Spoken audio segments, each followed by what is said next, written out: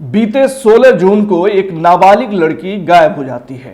29 जून को एक तालाब से लड़की का शव बरामद होता है।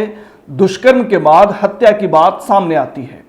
इस मामले में 2 युवकों को जेल भेज दिया जाता है। लड़की के परिजन श्राद्ध कर्म और पिंडदान भी कर देते हैं, लेकिन तभी 23 जुलाई को वह लड़की जिंदा मिलती है। मोतिहारी से एक अजीबोगरीब मामला सामने आया है। दरअसल 6 जून की रात घर से कुरकुरे लेने निकली नाबालिग के साथ 4 लोगों ने मिलकर गैंग रेप की घटना को अंजाम दिया था। इस मामले में 19 जून को नाबालिग की मां के आवेदन पर नगर थाना की पुलिस ने 3 नामजद और 2 अज्ञात के विरुद्ध प्राथमिकी दर्ज की थी।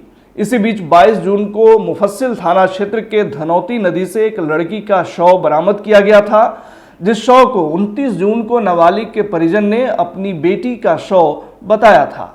इसके बाद मामले ने तूल पकड़ लिया।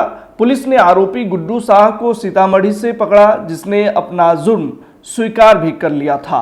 आरोपी पुलिस को बताया था कि चारों दोस्त ने मिलकर रेप किया था। इसी दौरान उसकी मौत हो गई थी। उसके बाद हम लोगों ने उसी के दुपट्टा में लपेटकर धनौती नदी में ले जाकर कुम्मी में छुपा दिया था। पुलिस ने अन्य आरोपियों की गिरफ्तारी के लिए छापेमारी तेज कर दी थी, जिसके बाद रंजन पासवान ने कोर्ट में आत्मसमर्पण कर दिया था। इधर मुफस्सिल थानाध्यक्ष मनीष कुमार ने लगातार तलाश जारी रखा था। इस बीच पुलिस को सूचना मिली कि एक लड़की तुर्कोलिया थाना क्षेत्र के कमेटी चौक के पास संजय सहनी के घर पर है। उसके बाद अपने गुप्तचर से सूचना का सत्यापन किया गया। पूरी तरह संतुष्ट होने के बाद वहां पहुंचने पर वह लड़की मिली, जहां से उसे थाना लाया गया। इस बीच बड़ा सवाल यह है कि पुलिस ने जिस लड़की का शव बरामद किया था वह कौन थी। मोतिहारी एएसपी शिखर चौधरी ने कहा कि इस मामले में पहले से ही दुष्कर्म और हत्या का मुकदमा दर्ज है, लेकिन लड़की मिलने के बाद पुलिस अन्य एंगल से अब जांच करेगी। क्या कह रहे हैं एसपी, सुनिए। इसमें जैसे जब शव हमें मिला था तो हमने डीएनए पुष्टि के लिए भी हमने लिख रखा था कि वो, क्योंकि परिवार वालों ने उस शव को बताया था कि उन्हीं की बेटी का है, तो केस तो ऑलरेडी रजिस्टर्ड था। बट क्योंकि लड़की बरामद हो गई है तो अब हम लोग छानबीन कर रहे हैं कि वो जो शव हमें मिला था वो एक्चुअली में किसका शव है, और लड़की द्वारा इनका मजिस्ट्रेट के सामने बयान भी कराया जाएगा। एक्चुअली में इनके साथ रेप की जो घटना ये बता रही है, इनके साथ रेप की घटना घटी है, उस मामले में हमने जेल भी भेजा है जो इसमें इन्वॉल्व थे। तो बाकी 164 के बयान हो जाता है, उसके बाद अकॉर्डिंगली जो तथ्य सामने आएंगे गिरफ्तारी भी हुई है। जी गिरफ्तारी हुई है। वो तो स्वीकार किया था ऐसा। जी स्वीकार किया है। रेप की घटना सच है, लेकिन क्योंकि उस समय शव इनके परिवार वालों द्वारा आइडेंटिफाई किया गया था, उनको लेके आगे बढ़ रहे थे। बट अब लड़की क्योंकि बरामद हो गई है तो एक्चुअली में वो किसका शव है उसका हम लोग उसके जानकारी का हम लोग प्रयास करेंगे। लड़की कहाँ से बरामद हुई है सर? जी लड़की तुर्कोलिया से बरामद हुई है। क्या बता रही है लड़की जो अभी पूछताछ हुई है उसमें क्या बता रही है? जी अभी पूछताछ जारी है, जैसे ही सामने आता है कुछ भी तथ्य आपको बता देंगे। Thank you sir.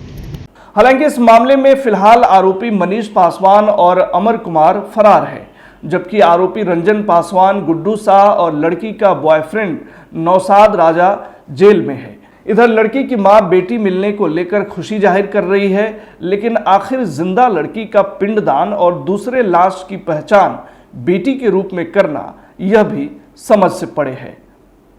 क्या कह रही है लड़की की मां, सुनिए। हमरा के रातू बतैलक लोग जे हाँ एगो लड़की आयल बा, तो हम नहीं ठीक बा, हम देखेम तब कहेम। तो भैया फोन कैनी जे चल देख ल पहचान जे तोहर बेटी है कि ना। तो हम आईनी मुसफिल थाना में। अला के बाद में देखनी तो प्रियंके हमर रहली, तो हम पहचान लेनी जे हाँ ये हमर प्रियंका है। तो वहाँ रउआ पहिलका लाश जे पहचानी कैसे पहचानी? वो लाल रंग के कपड़ा से पहचानी, कैसे हमारे प्रियंका लाले रंग के कुर्ती पहन के निकल रही घर से। इंतजार करते करते अब सोचनी जे हमारे प्रियंका दुनिया में रहती तो कहीं से चल अती। जब ना अली तो हम अपन जाके दाह करम सब कह के हम अपन चल आएंगे। केकरो भुलाल चीज मिल जाए तो बहुत खुशी वाला बात बा।